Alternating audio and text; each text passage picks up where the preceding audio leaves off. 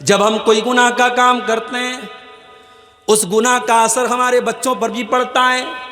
ہمارے اوپر بھی پڑتا ہے۔ ہمارے اوپر یہ پڑتا ہے کہ ہمارے دل سخت ہو جاتے ہیں، ہمارے دل کٹھور ہو جاتے ہیں، اور دل جب کٹھور ہو جاتا ہے، دل جب سخت ہو جاتا ہے تو قرآن کی آیتوں کا اثر نہیں ہوتا ہے، نبی کی حدیثوں کا اثر نہیں ہوتا ہے۔ آج رات بھر جلسے ہو رہے ہیں، جمعہ کے اندر خطبے ہو رہے ہیں، تقریریں ہو رہی ہیں، مگر دل کے اوپر کوئی اثر نہیں پڑ رہا ہے، کیونکہ دل سخت ہو چکا ہے، دل کٹھور ہو گیا ہے، دل سخت ہو گیا ہے۔ اسی لیے اللہ نے قرآن کے پہلے پارے میں جب بنی اسرائیل کا ذکر کیا تو فرمایا ثم قست قلوبکم من بعد ذلک فہی کالحجارۃ او اشد قسوا۔ اے یہودیو، تم نے اللہ کو اتنا ناراض کیا، تم نے اللہ کو اتنا ناراض کیا کہ گناہ کرنے کی وجہ سے تمہارے دل سخت ہو گئے، اور اتنے سخت ہو گئے فہی کالحجارۃ او اشد قسوا، تمہارے دل تو پتھروں سے بھی زیادہ سخت ہو گئے، دل کٹھور ہو گیا ہے ہمارا۔ تقریریں سن رہے ہیں ہم، مگر دل کے اوپر اثر نہیں پڑ رہا ہے۔ ہم بیان سن رہے ہیں، ہم قرآن کی آیتیں سن رہے ہیں، مگر دل کے اوپر اثر نہیں ہو رہا ہے۔ تو دل کو اگر سختی سے بچانا ہے تو گناہ سے بچنا پڑے گا میرے بھائی۔ اسی لیے اللہ کے نبی فرماتے ہیں جب بندہ کوئی گناہ کرتا ہے نُکِتَتْ فِی قَلْبِهِ نُقْطَةً سَوْدَا، اس کے دل کے اوپر ایک کالے رنگ کا نقطہ ڈال دیا جاتا ہے، ایک کالے رنگ کا دھبا ڈال دیا جاتا ہے۔ اگر بندہ توبہ کر لیتا ہے، اگر بندہ اللہ سے معافی مانگ لیتا ہے، وہ کالے رنگ کا دھبا مٹا دیا جاتا ہے، اور اگر بندہ دوبارہ وہ گناہ کرتا ہے وہ کالے رنگ کے دھبے اور بڑھتے چلے جاتے ہیں، حتیٰ تَعْلُوَ قَلْبَهُ، یہاں تک کہ اس کے پورے دل کے اوپر چھا جاتے ہیں۔ جب بندہ گناہ پر گناہ کرتا چلا جاتا ہے اس کا پورا دل کالا ہو جاتا ہے، اور جب دل کالا ہو جاتا ہے تو انسان کا دل کیسا ہو جاتا ہے؟ کَلَّا بَلْ رَانَ عَلَىٰ قُلُوبِهِم مَّا كَانُوا يَكْسِبُونَ، انسان کے گناہ اس کے دل کے اوپر چھا جاتے ہیں، پھر دل کے اوپر کوئی اثر نہیں پڑتا ہے۔ تو اس لیے اگر گناہ کریں گے ہم تو ہمارے دل سخت ہو جائیں گے، یہ گناہ کا پہلا نقصان ہوگا۔ گناہ کا دوسرا نقصان، انسان اگر گناہ کرے گا اس کی روزی روٹی پر اثر پڑے گا، اس کے مقدر میں جو روزی ملنے والی تھی، اس کی دکان پہ جو کسٹمر آنے والا تھا، اس کے کاروبار میں جو منافع اور پروفٹ ہونے والا تھا، وہ اللہ تعالیٰ ہٹا لیتا ہے، چھین لیتا ہے۔ ان العبد لیحرم الرزق بذنب یصیبہ، بندہ اپنے گناہ کی وجہ سے اپنی روزی روٹی سے محروم کر دیا جاتا ہے، انسان کی روزی روٹی پر اثر پڑتا ہے۔ اسی لیے اگر انسان نیکی کا راستہ اختیار کرے گا، تقوی کا راستہ اختیار کرے گا، تو اللہ اس کو روزی روٹی کے دروازے بھی اس کے لیے کھول دے گا۔ وَمَن يَتَّقِ اللَّهَ يَجْعَل لَّهُ مَخْرَجًا وَيَرْزُقْهُ مِنْ حَيْثُ لَا يَحْتَسِبُ، جو اللہ سے ڈرے گا اللہ تعالیٰ اس کے لیے ضرور کوئی نہ کوئی راستہ نکالے گا، اور اللہ وہاں سے روزی دے گا، انسان سوچ بھی نہیں سکتا کہ کہاں سے روزی آ رہی ہے، روزی کے راستے کھول دے گا اللہ تعالیٰ۔ آج ہمارا نوجوان کہتا ہے شیخ صاحب نوکری نہیں مل رہی ہے، شیخ صاحب بزنس کر رہے ہیں۔ ابھی ہمارے ایک دوست آئے بنارس میں میرے گھر پہ ملنے کے لیے آئے، بولے شیخ صاحب جو بزنس میں کرتا ہوں لاس ہو جاتا ہے، جو کاروبار کرتا ہوں نقصان ہو جاتا ہے، مجھے لگ رہا ہے کسی نے میرے کاروبار پر جادو کر دیا ہے، میرے بزنس پر بندش کر دی ہے، مجھے لگ رہا ہے میرے کاروبار کو کسی نے روک دیا ہے۔ تو میں نے ان کو سمجھایا، میں نے کہا پہلے آپ غور کیجئے، کہیں ایسا تو نہیں کوئی گناہ کا کام ہو رہا ہے گھر کے اندر، کوئی اللہ کو ناراض کرنے والا کام تو نہیں ہو رہا ہے؟ اگر انسان گناہوں کی دنیا میں اور گناہوں کے دلدل میں اگر پڑا ہے، گھر میں زنا ہو رہا ہے، گھر میں بے حیائی ہو رہی ہے، گھر میں گانا بج رہا ہے، گھر میں اللہ کو ناراض کیا جا رہا ہے، تو آپ کے بزنس پر اور آپ کے کاروبار پر اس کا برا اثر پڑے گا میرے بھائی، کیونکہ اللہ کے نبی فرماتے ہیں ان العبد لیحرم الرزق بذنب یصیبہ، بندہ اپنے گناہ کی وجہ سے اپنی روزی سے محروم ہو جاتا ہے۔ اور اللہ تعالیٰ کا کلام سچا ہے، اللہ کبھی جھوٹ نہیں بولتا۔ اللہ نے قرآن میں فرمایا وَلَوْ أَنَّ أَهْلَ الْقُرَىٰ آمَنُوا وَاتَّقَوْا لَفَتَحْنَا عَلَيْهِمْ بَرَكَاتٍ مِّنَ السَّمَاءِ وَالْأَرْضِ، اگر یہ بستی والے، اگر یہ گاؤں والے، اگر یہ ایمان والے بن جائیں، یہ اگر متقی اور پرہیزگار بن جائیں، تو ہم آسمان و زمین کی برکت کے دروازے ان کے اوپر کھول دیں گے۔ برکتوں کے دروازے کھل جائیں گے میرے بھائی۔ صحابہ کو دیکھو، صحابہ نے چھوٹا چھوٹا بزنس کیا تھا۔ ابھی ممبئی سے میرے پاس فون آیا، 28 تاریخ کو میرا پروگرام ہے ممبئی میں، وہاں سے فون آیا، مولوی صاحب اگر آپ کو موقع ملے تو ذرا بزنس اور تجارت پر بولیے گا۔ آج ہماری قوم کے لوگ تجارت میں بہت پیچھے ہیں، تھوڑا بزنس اور تجارت پر بولیے گا۔ میرے بھائیوں، بزنس میں بڑی برکت ہے، تجارت میں بڑی برکت ہے۔ ایمانداری کے ساتھ اگر آپ بزنس کریں گے اللہ برکت دے گا، لیکن ہاں حرام چیز کا کاروبار کریں گے، حرام چیز کا بزنس کریں گے، ہو سکتا ہے آپ کا مکان بہترین بن جائے، ہو سکتا ہے آپ کے گھر میں ٹائلز لگ جائیں، ہو سکتا ہے آپ کے گھر میں ماربل بچ جائے، ہو سکتا ہے آپ بہت پیسے کما لیں، مگر اس پیسے میں برکت نہیں ہوگی، اور آج نہیں تو کل آپ کو پچھتانا پڑے گا۔ اس لیے جب بزنس کرو تو پتہ کرو میں جو بزنس کرنے جا رہا ہوں یہ صحیح ہے کہ نہیں ہے، یہ حلال ہے کہ نہیں ہے۔ آج ہماری پرابلم یہ ہے، ہم بزنس جب کرنے لگتے ہیں، بزنس شروع کر دیتے ہیں، اس کے بعد ہم مولوی صاحب سے پوچھتے ہیں مولوی صاحب یہ بزنس میں نے شروع کر دیا ہے، یہ صحیح ہے کہ نہیں ہے۔ اب ہم مولوی صاحب سے فتویٰ نہیں پوچھ رہے ہیں، ہم مولوی صاحب کے منہ سے اگلوانا چاہتے ہیں کہ مولوی صاحب کہیں سے کوئی راستہ نکال دے کہ یہ صحیح ہے۔ اگر مولوی صاحب نے کہہ دیا نہیں یہ غلط ہے تو ہمیں لگے گا یہ مولوی تو ہمارا دشمن ہے، یہ تو ہمارے کاروبار کے پیچھے پڑا، ہم دوسرے مولوی کو پکڑیں گے، تیسرے مولوی کو پکڑیں گے، اور ہم کوشش کریں گے کہیں سے ہمارے من کی بات نکل جائے۔ ہم فتویٰ کم پوچھتے ہیں اور مولوی کے منہ سے اپنے من کا جواب نکلوانے کی زیادہ کوشش کرتے ہیں۔ میرے بھائی اگر آپ ایماندار ہوتے تو کاروبار شروع کرنے سے پہلے آپ مولوی صاحب سے پوچھتے مولوی صاحب میں یہ کاروبار کرنا چاہتا ہوں، یہ صحیح ہے کہ نہیں ہے، یہ جائز ہے کہ نہیں ہے۔ اسی لیے حضرت عمر فاروق جب مدینہ کے مارکیٹ میں جاتے تھے تو صحابہ سے کہتے تھے ہمارے مارکیٹ میں وہی کاروبار کرے گا جو حلال حرام کو جانتا ہے، جو جائز ناجائز کو جانتا ہے، جو صحیح اور غلط کو جانتا ہے، وہی کاروبار کرے گا، ہر کوئی کاروبار نہ کرے۔ میرے بھائی کاروبار میں بڑی برکت دی اللہ تعالیٰ نے۔ جب اللہ کے نبی مدینہ پہنچے، بڑے غور سے سننا میرے بھائیوں، جب اللہ کے نبی مدینہ پہنچے،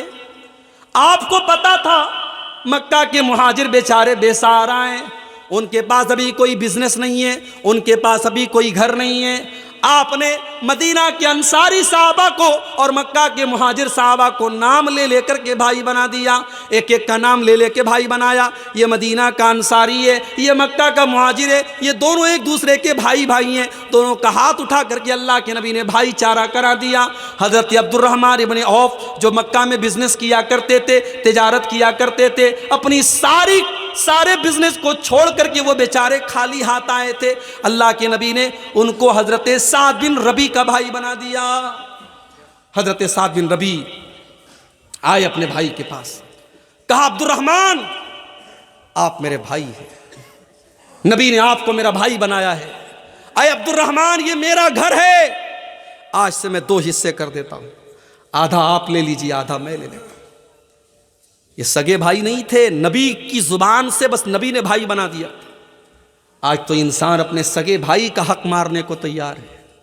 اپنی سگی بہن کا حق مارنے کو تیار ہے۔ باپ مر گیا،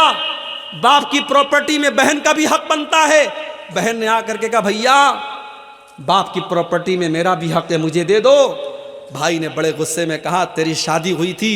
2 لاکھ روپے کا خرچ آیا تھا، 3 لاکھ کا خرچ آیا تھا، زیور میں نے بنوایا تھا، جہیز کا انتظام میں نے کیا تھا،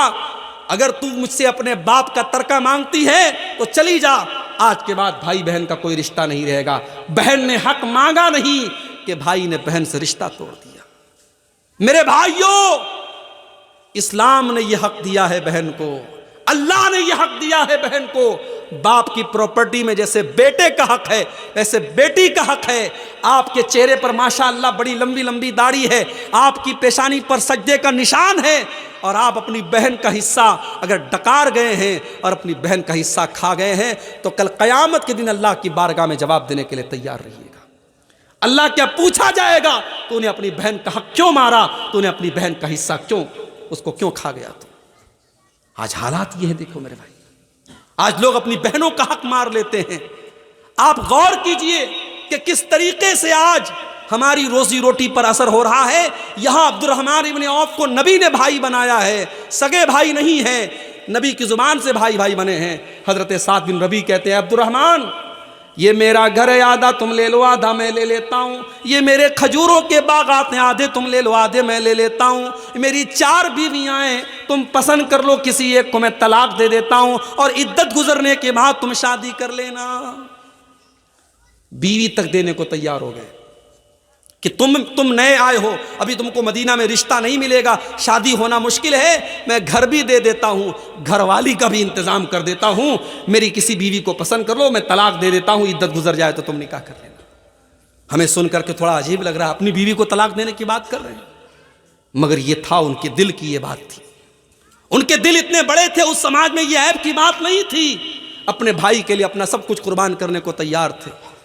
لیکن حضرت عبد الرحمن بھی بڑے خوددار آدمی تھے، بڑے خوددار آدمی تھے، انہوں نے کہا نہیں اے سعد بن ربی،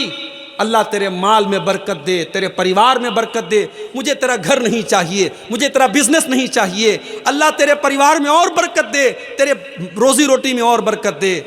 مجھے بس بزنس کرنا ہے، مجھے مارکیٹ کا پتہ بتا دو۔ میرے پیارے ساتھیوں، حضرت عبد الرحمن ابن عوف نے مدینہ کے ایک مارکیٹ سے گھی کا اور پنیر کا بزنس شروع کیا۔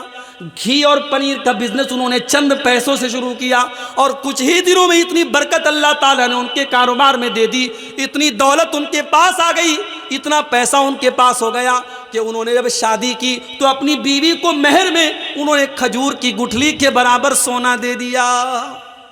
اور جب نبی نے ان کے کپڑے پر زردی کا نشان دیکھا اور نبی نے پوچھا کہ عبد الرحمن کیا تم نے شادی کی ہے؟ کہا کہ ہاں اللہ کے نبی میں نے شادی کی ہے۔ تو اللہ کے نبی نے پوچھا کہ اپنی بیوی کو تم نے مہر میں کیا دیا؟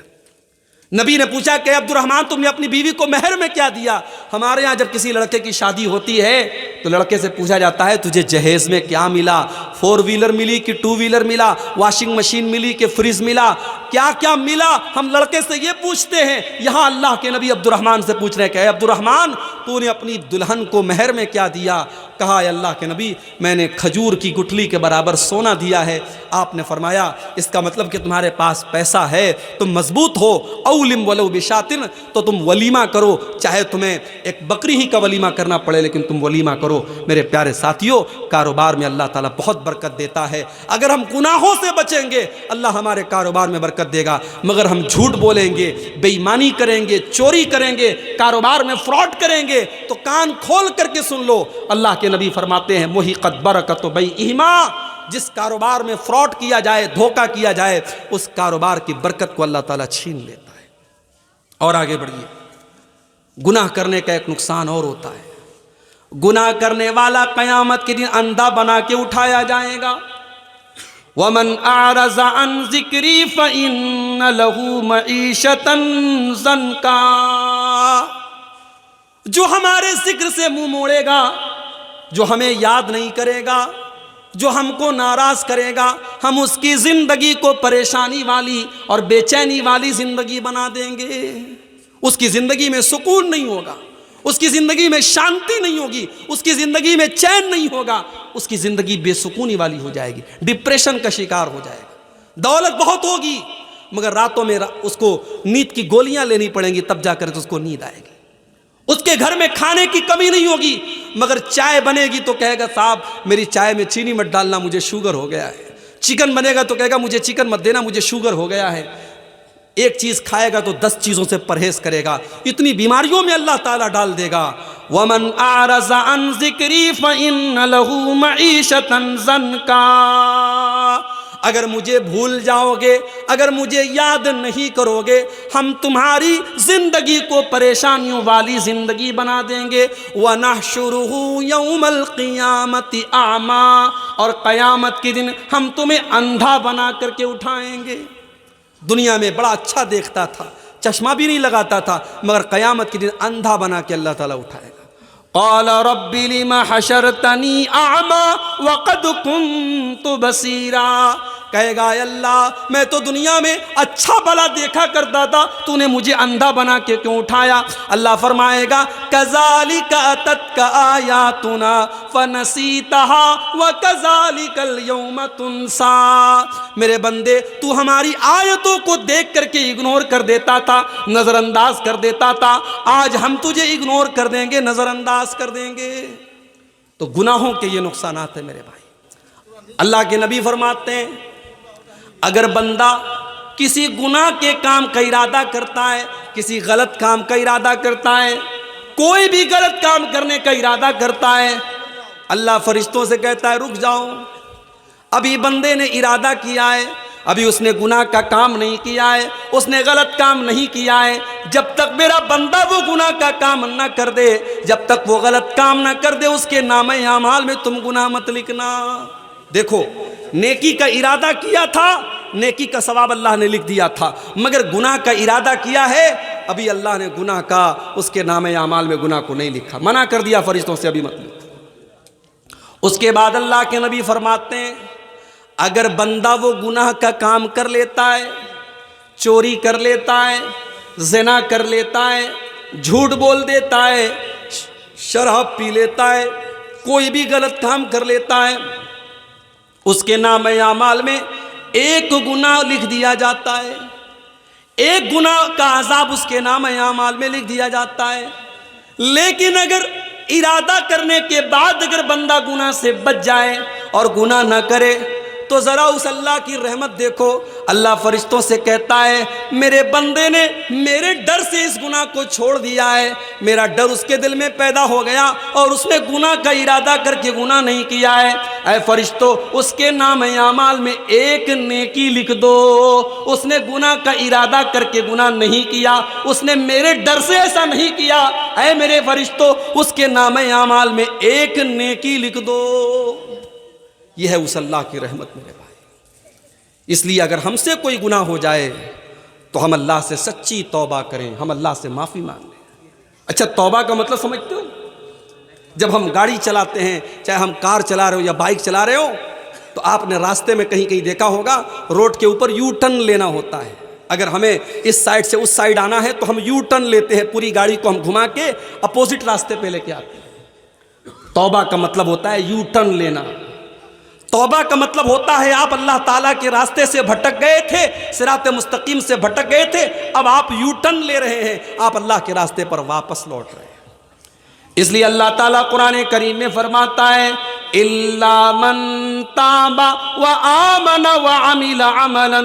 صَالِحًا فَأُولَئِكَ يُبَدِّلُ اللَّهُ سَيِّئَاتِهِمْ حَسَنَاتٍ۔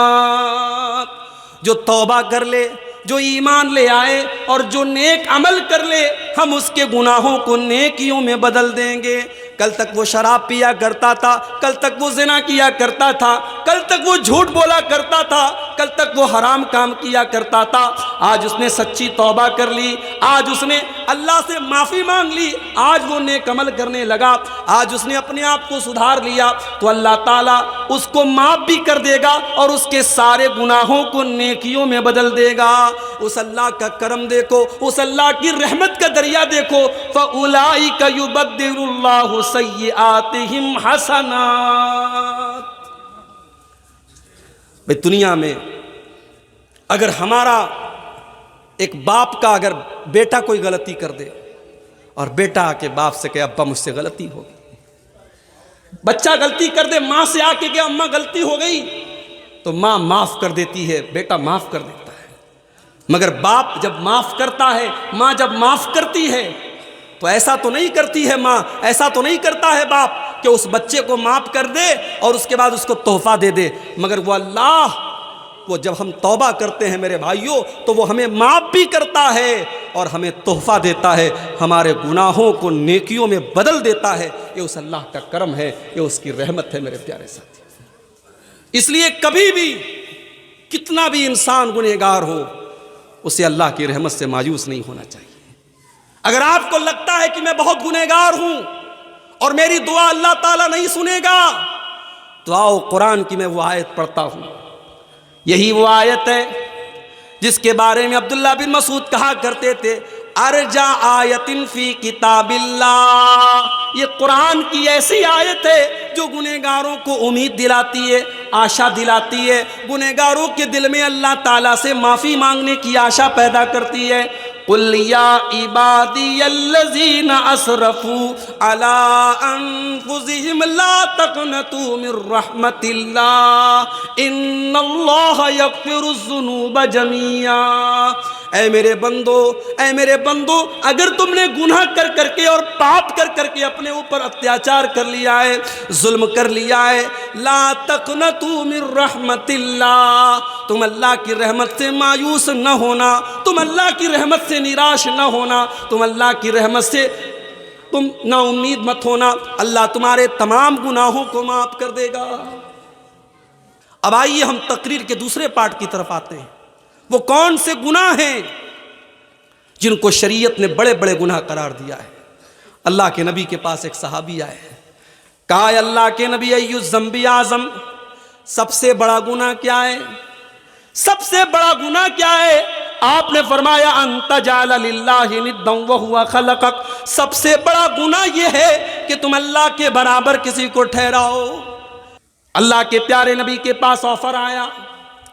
مکہ کے کافروں نے آفر دیا، اے محمد صلی اللہ علیہ وسلم، ہم آپ کو ایک بڑا بہترین آفر کرتے ہیں، ایک دن آپ ہمارے بتوں کے آگے سجدہ کیجئے، ہم ایک دن آپ کے اللہ کے آگے سجدہ کریں گے، ایک دن آپ ہماری مذہب پر ہمارے مذہب کو فالو کیجئے اور ایک دن ہم آپ کے مذہب کو فالو کریں گے۔ بڑا اچھا آفر تھا، بیچ کا راستہ نکالا گیا تھا۔ جیسے آج کے زمانے میں بہت سارے مسلمان کہتے ہیں کہ بھائی اسلام بھی ایک مذہب ہے،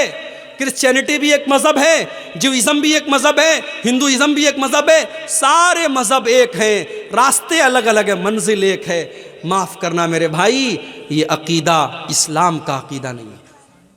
اسلام کا عقیدہ یہ نہیں ہے کہ سارے راستے الگ الگ ہیں، منزل ایک ہے۔ اسلام کا راستہ یہ ہے منزل بھی ایک ہے اور راستہ بھی ایک ہے، اور وہ راستہ اللہ کا راستہ ہے، وہ راستہ رسول کا راستہ ہے، وہ راستہ اسلام کا راستہ ہے۔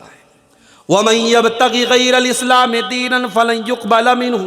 جو اسلام کو چھوڑ کر کے کوئی اور راستہ اپنائے گا، اس کے مذہب کو اللہ تعالیٰ قبول نہیں کرے گا، سویکار نہیں کرے گا۔ وَهُوَ فِي الْآخِرَةِ لَمِنَ الْخَاسِرِينَ، اور آخرت میں وہ خسارہ اٹھانے والوں میں سے ہوگا۔ اور ہندو مذہب میں بھی یہی بات کہی گئی۔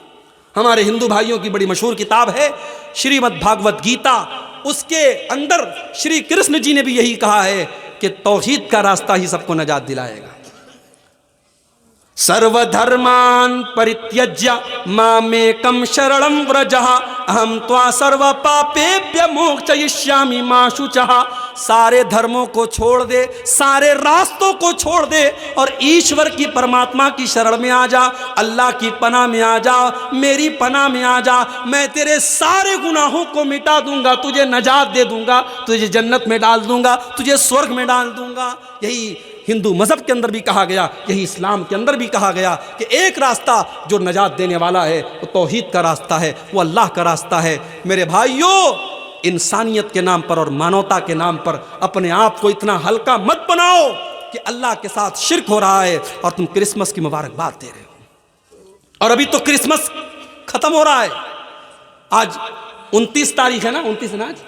2 دن کے بعد 31 کی نائٹ آئے گی۔ کلکتہ کے بڑے بڑے ہوٹل بک ہیں، ناچنے والیاں اور اپنے جسم کا اور اپنے شریر کا انگ پردرشن کرنے والی بالی ووڈ کی ہیروئنوں کو بلایا جائے گا۔ 10-10 ہزار کے ٹکٹ ہیں، اور آپ یقین کریں بڑے بڑے 5 اسٹار ہوٹلوں میں 31 کی نائٹ میں رات بھر شراب پی جائے گی اور نشے کی حالت میں لوگ دھت ہو کر کے حرام کام کریں گے، اور یہ کام ایک بڑی تعداد میں مسلمان لڑکے اور لڑکیاں بھی کرتے ہوئے نظر آئیں گے۔ مسلمان بھی آپ کو یہ کام کرتے ہوئے نظر آئیں گے۔ کلکتہ میں جب اولا بائک پر میں جا رہا تھا، اولا بائک کے ڈرائیور نے مجھ سے کہا، میرا حلیہ دیکھ کر کے اس کو لگا کہ یہ مولوی صاحب حافظ جی لگ رہے ہیں، وہ مسلمان تھا، اس نے کہا مولوی صاحب حافظ جی حالات بہت برے ہیں۔ اس نے کہا سنڈے کے دن رات میں ہم لوگ جب بائک لے کے نکلتے ہیں، نشے کی حالت میں بالکل ٹھلی ہو کر کے، بالکل دھت ہو کر کے جوان لڑکیاں آتی ہیں، ان کے باپ کو کوئی پرواہ نہیں کہ ہماری لڑکی کہاں گئی ہے، ان کی ماں کو کوئی پرواہ نہیں ہماری جوان لڑکی کہاں گئی ہے، نشے کی حالت میں دھت ہو کر کے آتی ہیں اور ہم سے کہتی ہیں ہم کو ہمارے گھر پہنچا دو، اور ہمیں ڈر لگتا ہے کہیں ایسا نہ ہو کہ اس کو لے کر کے جب اپنی بائک پر ہم جائیں اور یہ ہم کو جکڑ کر کے ہم ہماری بائک پر جب بیٹھیں تو کہیں ایسا نہ ہو کہ ہم گناہوں کی دلدل میں چلے جائیں اور ہم کوئی غلط کام کر بیٹھیں۔ کہا کہ یہ کام کرنے والی مسلمان لڑکیاں بھی ہوتی ہیں اور غیر مسلم لڑکیاں بھی ہوتی ہیں۔ حالات یہ ہے میرے بھائی، یہ مسلمان ہیں جنہیں دیکھ کے شرمائے یہود، وضع میں تم ہو نصارہ تو تمدن میں ہنود، یہ مسلمان ہیں جنہیں دیکھ کے شرمائے یہود۔ مسلمان کی شادی ہو رہی ہے، ناچ گانا بھی ہو رہا ہے، مسلمان کی شادی میں ڈی جے بج رہا ہے، ماشاءاللہ بڑا پکا مسلمان ہے، کیا مجال ہے کہ اس کے اسلام پر کوئی سوال اٹھائے؟ اس کے گھر میں رات بھر ڈی جے چل رہا ہے۔ تیرے نبی نے کبھی بانسری کی آواز کو اپنے کانوں میں جانے نہ دیا، تیرے نبی کے صحابہ نے کبھی میوزک کو اپنے گھر میں آنے نہ دیا، اور تو شادی کے موقع پر رات بھر میوزک بجا رہا ہے اور تو اپنے آپ کو مسلمان کہہ رہا ہے۔ کیا تیرا اسلام صرف تیری مسجد اور تیری نماز تک ہے؟ تیرے شادی بیاہ میں تیرے اسلام سے کوئی مطلب نہیں۔ میں کہتا ہوں علماء پابندی لگا دیں، جس کے گھر میں شادی میں ڈی جے بجے گا، ناچ گانا ہوگا، سارے علماء مل کر کے یہ طے کر لے اس کے گھر میں ہم نکاح نہیں پڑھائیں گے، اس کی شادی میں ہم نہیں جائیں گے، لوگوں کے دماغ صحیح ہو جائیں گے۔ جائیں پڑھائیں، خود اپنا نکاح پڑھائیں، علماء منع کر دیں ہم ایسی شادیوں میں نہیں جائیں گے۔ شادی ہماری کیسی ہو رہی ہے میرے بھائی؟ ماشاءاللہ باپ کے چہرے پر شرعی داڑھی ہے، ماتھے پر سجدے کا نشان ہے، شادی میں اپنی جوان بیٹی کو لے کے گیا ہے، کار سے نکلا، جوان بیٹی ساڑی پہن کر کے اور گاؤن پہن کر کے نکلی ہے، اس کا پورا آدھا شریر ڈھکا ہے اور آدھا شریر نظر آ رہا ہے، اور سارے لوگ اس کی لڑکی کو دیکھ رہے ہیں، اور باپ کو کوئی فرق نہیں پڑتا ہے۔ صاحب فیشن کا زمانہ ہے، شادی کے موقع پر میری لڑکی تو حور بن کے آئی ہے، میری لڑکی جو چاہے پہنے، کیا فرق پڑتا ہے؟ مجھے بتاؤ، کیا شادی کے موقع پر بے پردگی جائز ہو گئی، بے حیائی جائز ہو گئی؟ میں کہتا ہوں وہ لڑکی جتنی گنہگار ہے، وہ لڑکی جتنی گنہگار ہے، اس لڑکی کا جوان باپ اور اس لڑکی کی ماں، اس جوان لڑکی کا باپ اور اس لڑکی کی ماں جس نے اس کو وہ کپڑا لا کے دیا ہے اور وہ کپڑا پہنایا ہے، اور وہ کپڑا پہن کر کے اپنے شریر کا پردرشن کر کے جب وہ لڑکی شادی میں گئی ہے، تو باپ بھی برابر گنہگار ہوگا، ماں بھی برابر گنہگار ہوگا۔